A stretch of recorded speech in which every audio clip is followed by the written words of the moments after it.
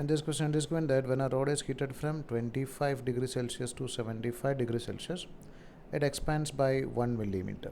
So we can say that in the first case, delta T1 or change in temperature is 25 to 70, that means 50 degree Celsius. It expanded by, so we can take it as its change in length is equal to 1 millimeter. When a rod of same material, so we can say take it as same coefficient of linear expansion, but its 4 times length is heated. So take it as initial length of R is L naught. In the second case, we are considering initial length is 4 L naught, and the change in temperature is given as nothing but from 25 to 50, that means change in temperature is 25 degrees Celsius.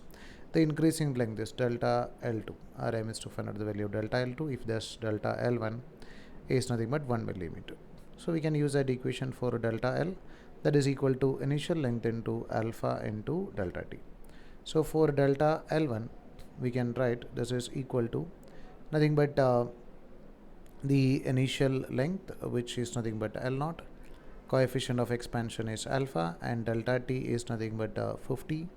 And for delta L2, for second case, we can write initial length is given as nothing but 4 L naught, and same material, so same alpha, and delta T is given as nothing but 25, change in temperature. So if you are dividing these two equations, we'll get the value of delta L1 divided by delta L2 is equal to, we can observe that this alpha and this alpha get cancelled, this L naught get cancelled, this 25 and 50 get cancelled, we'll get 2, and this 2 and this 4 get cancelled, so we'll get as it is something like 1 by 2.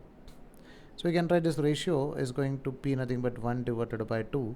That means we can write delta L2 is nothing but 2 times of delta L1, and delta L1 is given as nothing but 1 millimeter. So we can write now the expansion is going to be 2 millimeter.